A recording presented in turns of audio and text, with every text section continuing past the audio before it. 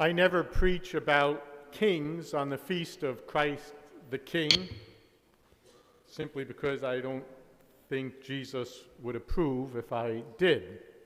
The readings, after all, aren't very brutal. Instead, they all talk about the least, the lost, and the last. The lost and the last. We are called to search them out and so fully identify with an exquisite mutuality with the stranger, the hungry, and the incarcerated. We are invited, as Pope Francis would say, to the outskirts. And so, standing by the margins, we join Jesus in erasing them. We situate ourselves exactly with the disposable so that the day will come when we stop throwing people away. The least, the lost, and the last are the only royalty in which Jesus has any interest. So today is really not about kingship, but kinship. Kinship. That's tough stuff. In the end, Jesus says, when it's all said and done, and our lives are finished, our world is done, in the end, we shall be judged. All the nations of the world shall appear before the judge. He will separate all those gathered before him, the sheep from the goats, and he judges that. And those on the right are saved, and those on the left are condemned. Images of right and left, sheep and goats, are biblical ways of speaking about judgment, of the saved and the damned, the insiders and the outsiders. We don't often talk about Jesus being a judge. The image of Jesus as a shepherd who lovingly cares for his sheep, even giving up his life to save them from danger, that appeals to us, especially when we feel unloved or the troubles of life overwhelm us. The idea of Jesus as a king, the ruler of the universe, who has power far greater than anything that can harm us, is especially comforting to us. So what then do we make of Jesus who judges his people? What do we make of Jesus who divides his flock into those which are sheep and those which are goats, inviting the first into eternal joy and sending the last into eternal punishment? In fact, to think of Jesus as judge, I think sends a bit of a shiver down our backs as we read how he will fare before judge. Jesus says, I was hungry, but you would not feed me, thirsty, but you would not give me a drink. I was a stranger, you wouldn't welcome me in your homes, naked, but you would not clothe me. I was sick and in prison, but you would not take care of me. And then Jesus concluded, I tell you, whenever you refuse to help one of these least important ones, you refused to help me, the least, the lost, and the last. I dare say Jesus is talking to me here. Perhaps he's talking to you as well. How often have we been blind to the person in need right in front of us? The people right in our own families, workplaces, and neighborhoods. According to Jesus, one thing will always secure heaven for us. One thing will always secure heaven for us.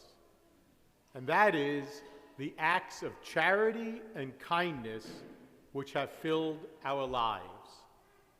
Just last week, Pope Francis said that serving the poor is our passport to heaven. We tell people how kind, forgiving, and understanding God is, but are we living proof? Can they really see this kindness, this forgiveness, this understanding alive in us as his disciples? Jesus said, I tell you, whenever you refuse to help one of these least important ones, you refuse to help me. A teenager who is facing court proceedings, is he, or is he simply a kid who has gone wrong, a good guy who needs to learn a lesson before he destroys himself and his family? What about the young woman, the single mother who is pregnant? Is she Jesus? Or is she the girl who should have known better? The one who got herself into trouble and who still hangs around with bad company?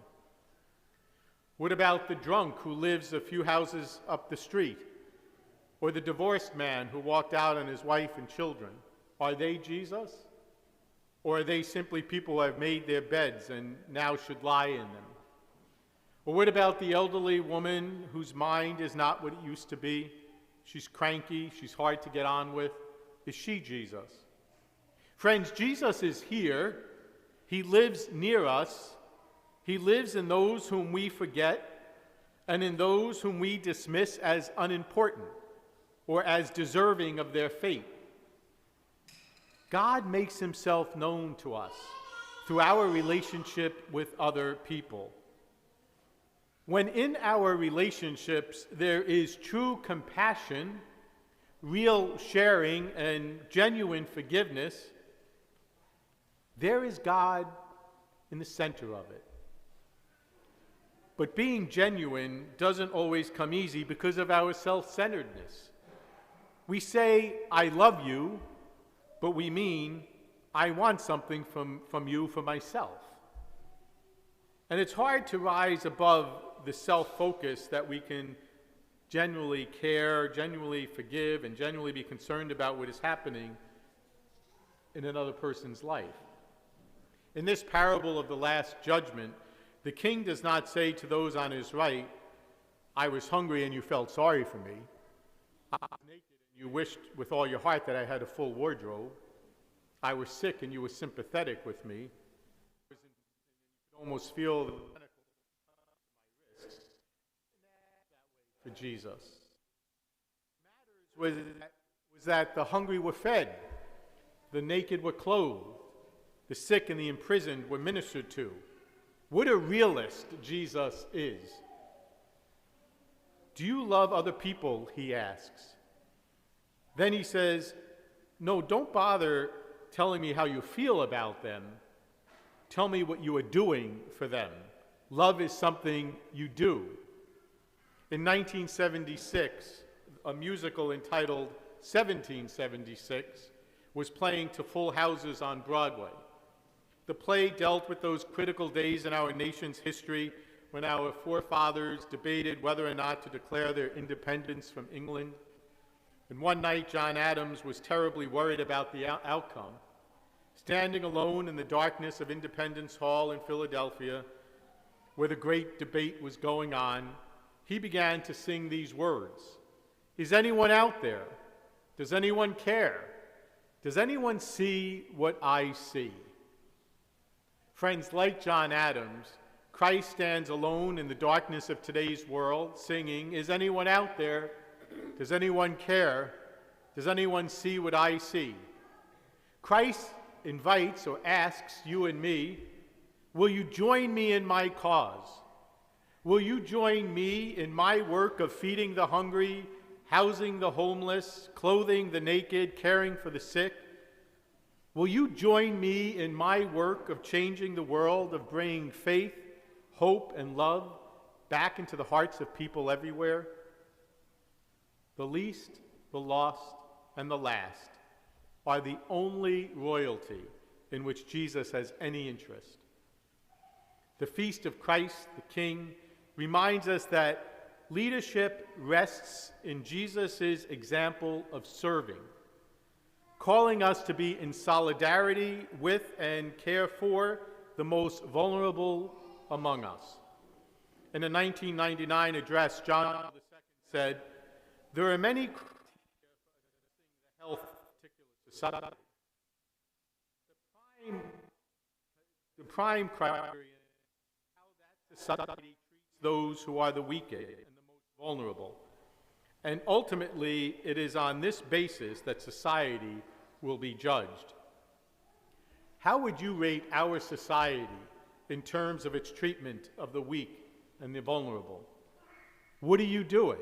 What am I doing to ensure the care and comfort that the gospel demands of us? Friends, as we celebrate Thanksgiving weekend, we need to be aware of the needs of others. When we give thanks, we are reminded of our responsibility to others. Thanksgiving reminds us of our interdependence with other persons, our need for one another. No person is an island. We share a common humanity. And if there are those in need, it is our responsibility as followers of Jesus Christ to be aware and to see that their needs are met. Real thanksgiving takes place when we focus on Christ the King and when we make every effort to make his kingdom a reality in this time and in this place by being aware and responding to the needs of his people. Christ the King calls us to join him in the great king task of bringing completion to his kingdom here on earth. It's a call, really, to change the world. It's a call to step out of darkness and to say yes to Christ the King. As he sings, is anyone out there? Does anyone care?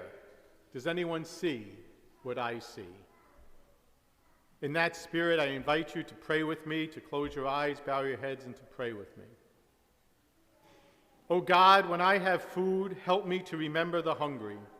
When I have work, help me to remember the jobless. When I have a home, help me to remember those who have no home at all. When I am with pain, help me to remember those who suffer. And in remembering, destroy my complacency, bestir my compassion, and be concerned enough to help, by word and deed, those who cry out for what we have taken for granted. Amen.